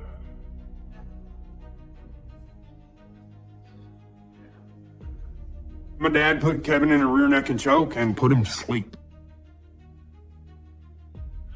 Made him pass out right there, blacked out on the floor. That was the first time I had ever seen Kevin physically attack another human being. And he got a thrill from it. And from that point, he evolved into what he is now. It's like the childhood part was phase one, and then he became a whole new character that we didn't know how to deal with. Because now he's just rage and anger. It was a marker that this was not going to end. This was only going to get worse And he was going to be his own commander, and nobody was going to stop him. So it was a whole new realm of fear. What the heck is going to happen now? Do something bad. And it got worse, and it became a craving, it became a lifestyle to hurt people. And if you do go near him, he's going to do something nasty.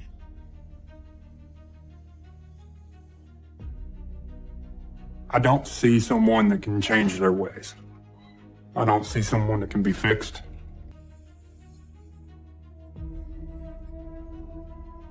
I knew that this story had to end. So I went and got a shotgun.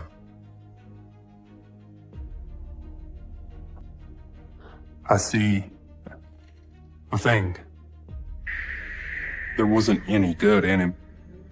Just, it's not there.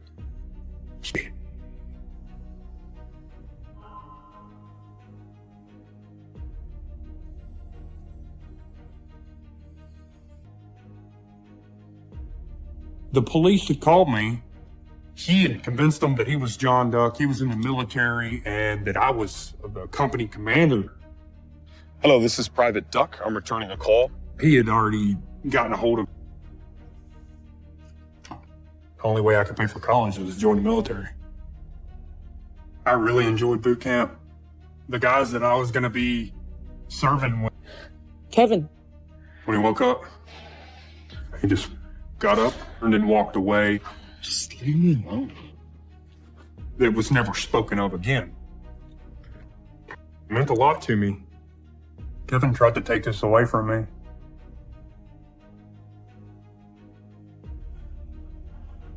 A couple years after,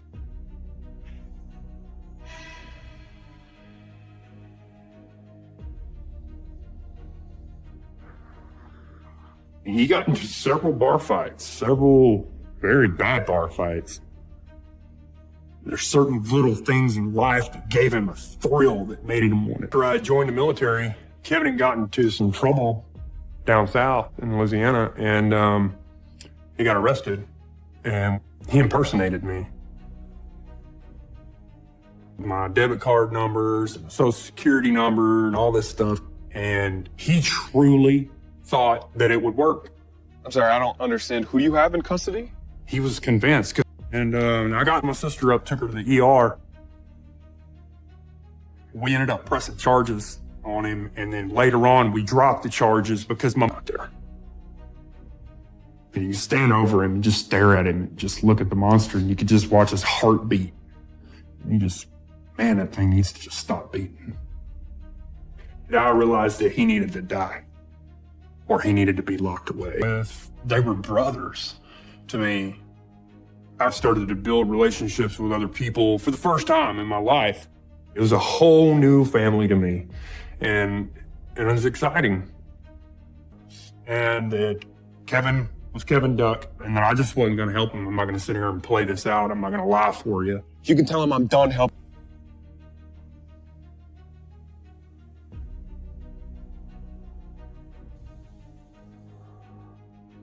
The day that he beat up my sister, I'd just gotten home after a long tour. He was right there. I heard him. He was right there while the police were on the phone with me.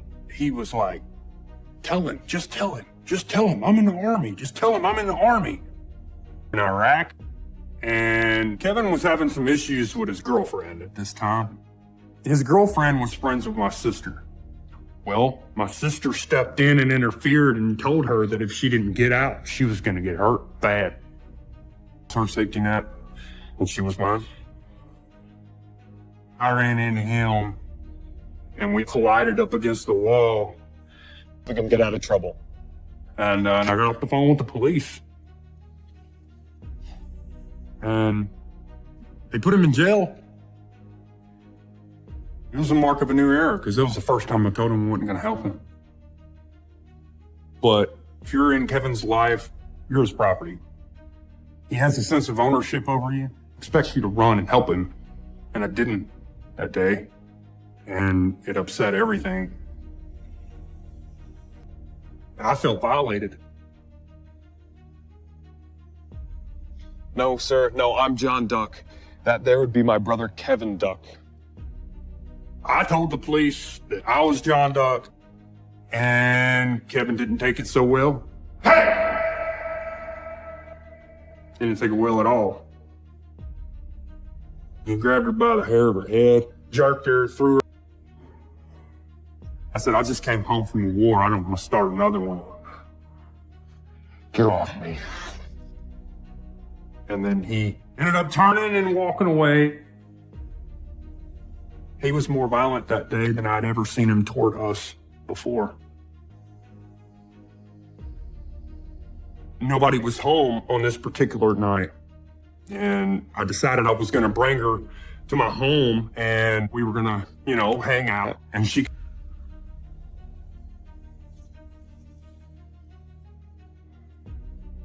I went to a gun store and I bought a shotgun.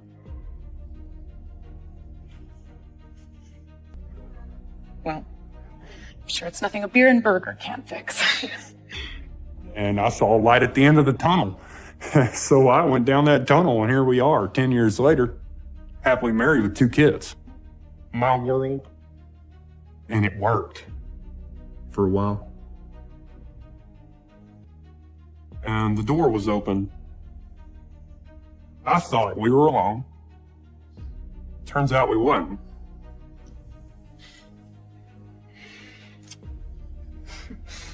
At this point, I felt like I needed to stop it permanently. If he got to the point that he was willing to kill his family, there's a good chance that I would probably be behind bars if it wasn't for her. I ended up going to see my sister instead of going to shoot. That idea flipped a switch in my head that this story had to end.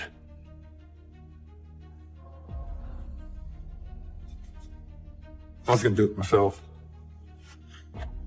I was going to end it for the sake of whoever else was in the future. I could at least see my environment. So happy you came. Thanks for inviting me. We were there for a few hours. Things started to get a little hot and heavy between us. We were in the bedroom, my brother. But I was that close. That close from doing it my way. I ain't gonna lie, man. I'm talking about it's getting my heart racing. I'm getting mad. And I don't come off that easy. Golly. Nah, I'm gonna step out and smoke my vape for a minute. That's all right.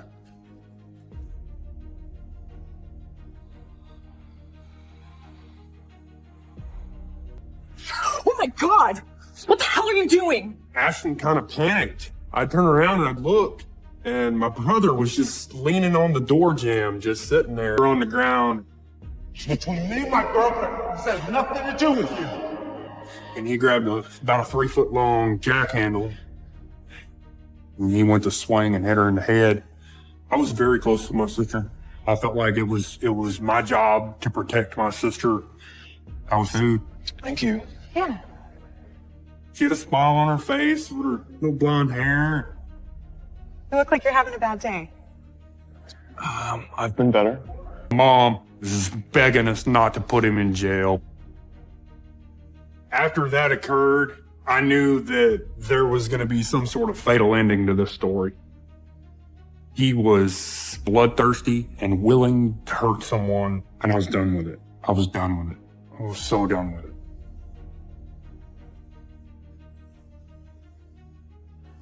I was on my way home, and then I got hungry. And so I whipped into a restaurant and ordered me some food. The waitress that came and brought me my food with his arms crossed, smiling and watching so quietly. Kevin, what are you doing here? And I asked him, what are you doing in here? Get out of here. Who is that? Oh my God! And I didn't really know how to react to it. This is creepy stuff. What do I do now?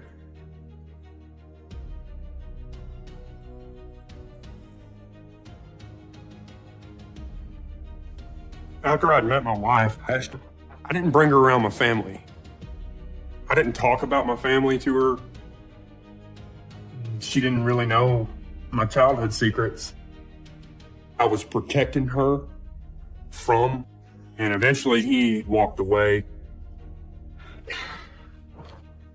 What the hell was that all about? She was really upset about it. Little creep. We quickly got dressed and I was just, let's get out of here. Let's go. I shouldn't have brought you here. All right, come on. I didn't really know. It turned evil quick.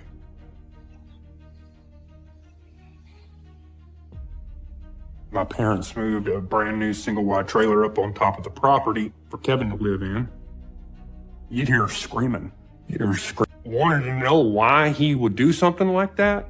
And I didn't really have an explanation for her because he was just my brother. He was just Kevin at this point. Always just been a little off. A little off? I had to react to it.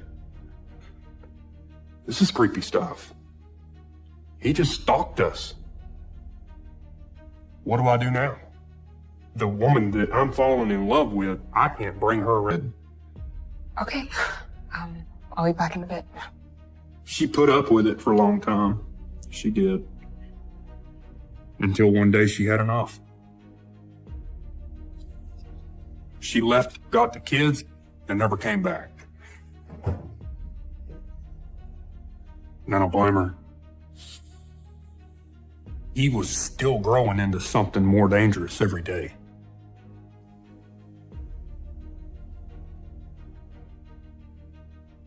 Kevin was working as a mechanic in Hot Springs Village whenever he had met Donna Naskey.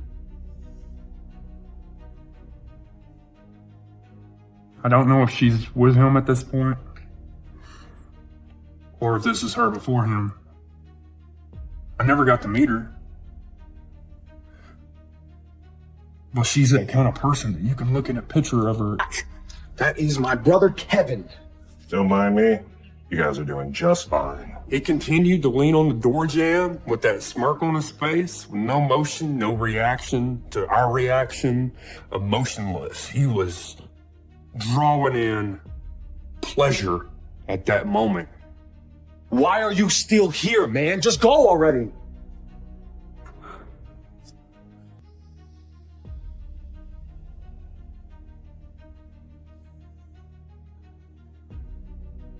My wife was pregnant with our first son, and things were going good. We were at a little Christmas get together, and you feel like you've known her for your whole life. She has that face. I was aware that she had kids, and I knew she was a police dispatcher, so therefore I had hopes that it was going to work out well.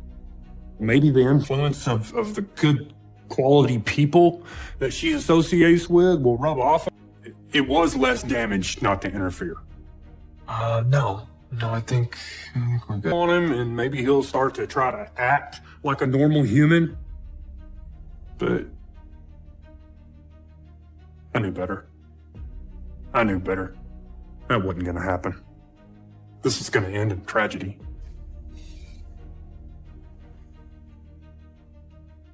Now my world, because it's not safe for her.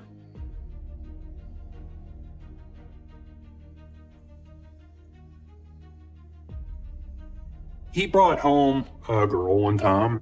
They got married and started having kids together. It went downhill so fast. When my sister reached out and tried to help her friend get away, it backfired. It put her in the hospital. Is there anything we can do? Look, I know you guys are just trying to help, but I don't really want to talk about that. I just wanted to see if you needed anything. If I were to intervene, more people would get hurt, destroyed everything. And her existence was ripped from the face of the earth. Screaming in that trailer up on the property, man. Kevin's wife would come down from the trailer. Hey, guys. Hang out for a little bit and say hi. And I was gonna head to the store. I wanted to see if you guys needed anything. we started to notice that she would have bruises on her. You could see bruises on her legs. and you can sometimes see bruises on her neck. And there wasn't nothing I could do about it. It's everybody's needs before hers. And my brother took advantage of that. And She ran off because she was trying to get away from him. no.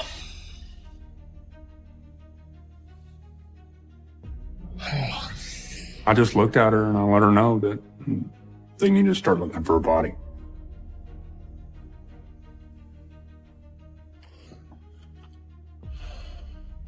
Missing from Hot Springs Village, Arkansas. Donna Natsky 46 was last seen on Wednesday, December 21st, 2011 at 10:30 to 11 p.m., leaving a Christmas party in Hot Springs Village with her boyfriend. Donna is described as 5 feet, family, and all having a good time, opening some presents and stuff. And Ashton got a phone call. And she signaled me to come outside, man. Would you excuse me for a second? Sure. Thank you. She had told me that it was Donna's family, and they were worried because she was missing, and she was key to think because of the adrenaline. I knew one thing, that if she was missing, if she was with Kevin, he was at fault. I knew this day was going to happen. I felt it coming my whole life. It was a matter of time. And so there wasn't any doubt in my mind. Do you think Learning about her, I know she was a loving mother.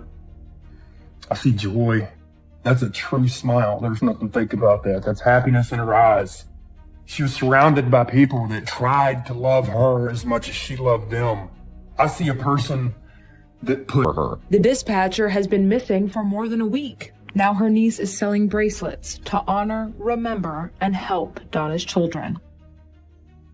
Find peace for Donna. 6 inches tall with brown hair and blonde highlights and brown eyes. Donna has been a dispatcher for the Hot Springs Village Police Department for 6 years. I knew one day I'd be part of the search. When I found out he didn't show up, I took it as complete and 100% confirmation that he was guilty.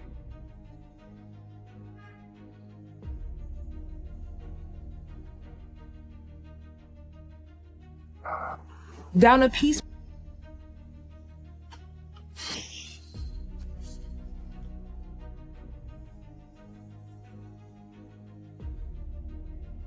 I can't do it. I can't do it. That's the smirk. That's the smirk that dates back to the beginning of his existence. Every time he got satisfaction, that smile haunted by a predator.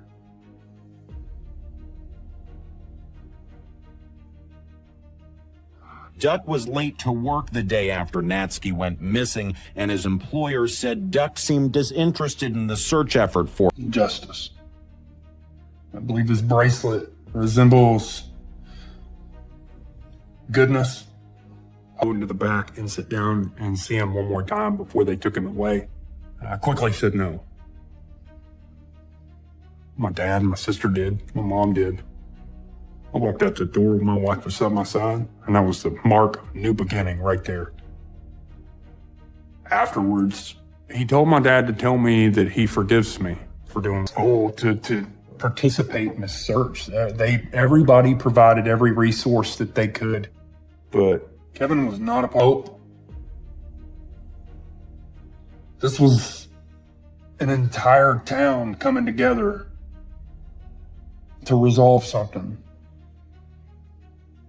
I believe there was over 300 people that had showed up at this me. Because that smile is only really related to badness, not happiness. It's disgusting. That's a monster in the form of a human. I wonder what the world would have been like without his exam. I had a picture of the victim. Always knew it.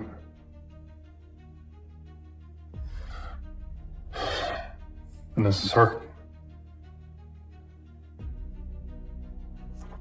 that linked Duck to the area around where Natsky's car was found burning 3 days after she went missing that linked him to her death.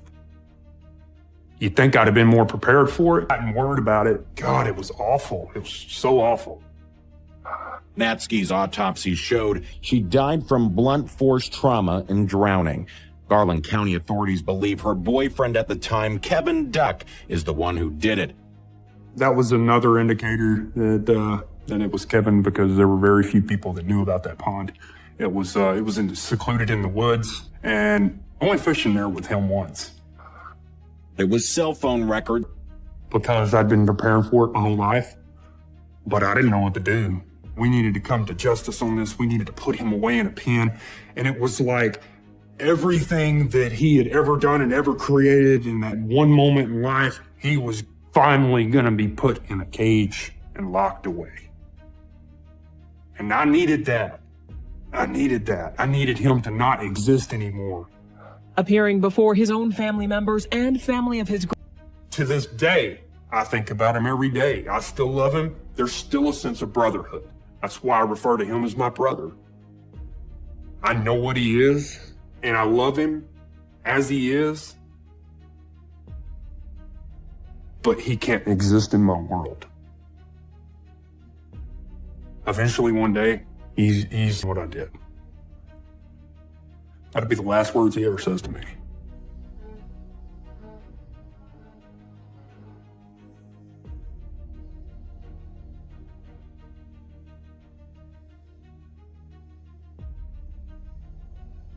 Dirt road on a warm December day, a search for a missing mother brings a cold discovery: a body.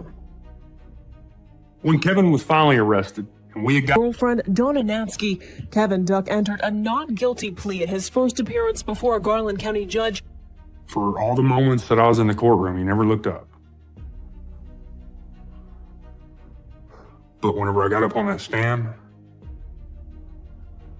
he looked up at me and we made eye contact. The last thing with Kevin. Okay. I'll let you know if I hear anything. Bye. I had that same familiar feeling that I had in several situations as a kid, to where you instantaneously get overwhelmed with adrenaline to the point to where your whole body goes numb. And then it takes a few minutes for it to come back and your adrenaline to slowly leave. They said the last time they saw her, she was with Kevin. But even through all my adrenaline and my inability, he's going to be a small part in the back of my mind. He's not going to be the majority of my mind. One day at a time. One day I'm going to get there, and I'm not going to have to think about him as much. And then right after that eye contact, I said what I needed to say. And then I walked out of that courtroom. I was given the opportunity to go.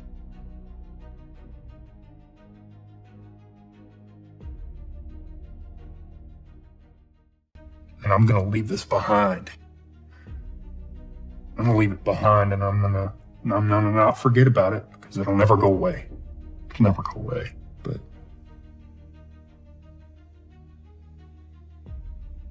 this is no longer a part of me.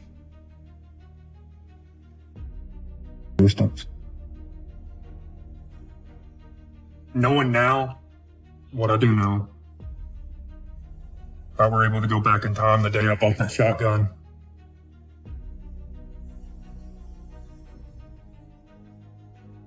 I would have done it.